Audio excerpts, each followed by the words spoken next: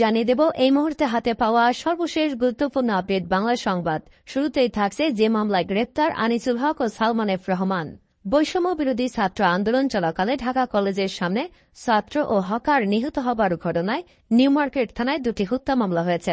এসব হত্যার ঘটনার ইন্ধনদাতা হিসেবে সাবেক আইনমন্ত্রী আনিসুল হক ও সাবেক প্রধানমন্ত্রী শেখ হাসিনার উপদেষ্টা সালমান এফ রহমানকে গ্রেপ্তার করা হয়েছে। তাদেরকে সদরঘাটের একটি নৌকা থেকে গ্রেপ্তার করা হয়। ইতিমধ্যেই তাদের গ্রেপ্তারকৃত একটি ছবি ফেসবুকে ভাইরাল হয়েছে। ছবিতে দেখা গেছে দুজনই লুঙ্গি পরে বসে আছেন, তাদের হাত রশি দিয়ে বাঁধা। এবারে জানাবো সীমান্তে মানুষ মারার দিন শেষ। দেশের সীমান্তে ঢুকে মানুষ মারলেও পতাকা বৈঠক করে বলা হতো সব ঠিক হয়ে গেছে। কথা উল্লেখ করে স্বরাষ্ট্র উপদেষ্টা brigadier general M Sakhawat Hossain বলেন, সেই দিন শেষ হয়ে গেছে। এতক্ষণ শিরোনাম শুনছিলেন, এবার বিস্তারিত। প্রিয় দর্শক, আপনি যদি এই চ্যানেলে নতুন হয়ে থাকেন, ভিডিওটি দেখতে দেখতে চ্যানেলটি সাবস্ক্রাইব করে আমাদের সঙ্গে থাকুন। আর এই ভিডিও সম্পর্কে আপনি আপনার মূল্যবান মতামতটি কমেন্ট বক্সে জানিয়ে দিন। আর হ্যাঁ প্রিয় দর্শক, জানিয়ে দিন ভিডিওটি কোথা থেকে দেখছেন। যে মামলায় গ্রেপ্তার আনিসুল হক ও সালমান এফ রহমান। বৈষম্য বিরোধী ছাত্র আন্দোলন চলাকালে ঢাকা কলেজের সামনে ছাত্র ও হকার নিহত হবার ঘটনায় নিউ মার্কেট থানায় দুটি হত্যা মামলা হয়েছে। এসব হত্যা মামলার ঘটনায় ইন্ধনদাতা হিসেবে সাবেক আইনমন্ত্রী আনিসুল হক ও সাবেক প্রধানমন্ত্রী শেখ হাসিনার উপদেষ্টা সালমান এফ রহমানকে গ্রেপ্তার করা হয়েছে। মঙ্গলবার আইনশৃঙ্খলা বাহিনীর সদস্যরা সদরঘাট থেকে তাদের গ্রেপ্তার করেন। ডিএমপির কমিশনার মইনুল হাসান সাংবাদিকদের এ তথ্য নিশ্চিত করেছেন। তিনি জানান, নিউ মার্কেট থানার একটি মামলায় রাজধানীর সদরঘাট এলাকা থেকে তাদের গ্রেপ্তার করা হয়। কোটা সংস্কারের দাবিতে বৈষম্য বিরোধী ছাত্র আন্দোলনের কর্মসূচি চলাকালে 16 জুলাই ঢাকা কলেজের সামনে সংঘর্ষে দুজন নিহত হন, একজন ছাত্র একজন হকার। এ ঘটনায় নিউ মার্কেট থানায় দুটি হত্যা মামলা হয়েছে। এসব হত্যার ঘটনায় ইন্ধনদাতা হিসেবে গ্রেপ্তার হলেন সালমান এফ রহমান এবং আনিসুল হক। গত জানুয়ারি মাসে জাতীয় নির্বাচনে জয় নিয়ে টানা চতুর্থ মেয়াদে ক্ষমতা আসে শেখ হাসিনা। তবে কোটা সংস্কার ঘিরে জুন মাসে শুরু হওয়া ছাত্র বিক্ষোভ জুলাইয়ের শেষ এবং অগাস্টের শুরুর দিকে ব্যাপক সরকার বিরোধী আন্দোলনের রূপ নেয়। তীব্র গণ আন্দোলনের মুখে গত 5 অগাস্ট প্রধানমন্ত্রীর পদ থেকে পদত্যাগ করে দেশ ছাড়েন শেখ হাসিনা।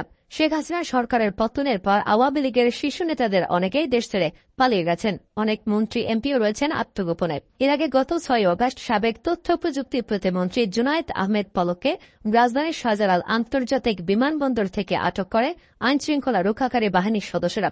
তবে তাকে এখন কোথায় রাখা হয়েছে, তার বিরুদ্ধে কোনো মামলা হয়েছে কিনা এ বিষয়ে নিশ্চিত কোনো তথ্য পাওয়া যায়নি।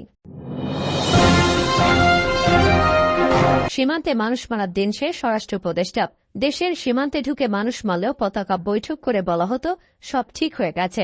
একথা উল্লেখ করে স্বরাষ্ট্র উপদেষ্টা ব্রিগেডিয়ার জেনারেল অবসরপ্রাপ্ত এম সাখাওয়াত হোসেন বলেন, সেই দিন শেষ হয়ে গেছে। বর্ডার গার্ড বাংলাদেশের উদ্দেশ্যে স্বরাষ্ট্র উপদেষ্টা বলেন, বিজিবির মতো একটা ফোর্সকে পিঠ দেখাতে বলেছে সীমান্তে আমাদের লোক মারে বিজেপি পতাকা বৈঠক করতে বাধ্য হয়। আমি বলেছি যে পিঠ দেখাবেন না, এনাফ ইজ এনাফ। বৈষম্য বিরোধী ছাত্র আন্দোলনের কর্মসূচিকে কেন্দ্র করে আহত বিজেপি সদস্যদের দেখতে মঙ্গলবার দুপুরে পিলখানা বিজেপি হাসপাতালে যান স্বরাষ্ট্র উপদেষ্টা। সেখানে চিকিৎসাধীন শিক্ষার্থীদের চিকিৎসার বিষয়ে খোঁজখবর নেন তিনি। তাদের খোঁজখবর নেওয়ার পরে সাংবাদিকদের সঙ্গে আলাপকালে তিনি এসব কথা বলেন। এদিকে রোববার চাঁপাইনবাবগঞ্জের শিবগঞ্জ সীমান্তের উপরে ভারতীয় সীমান্তরক্ষী বাহিনী বিএসএফ এর গুলিতে এক বাংলাদেশি নিহত হয়েছেন। বাংলাদেশের সংবাদ মাধ্যমগুলো আজ এ খবর প্রকাশ করেছে।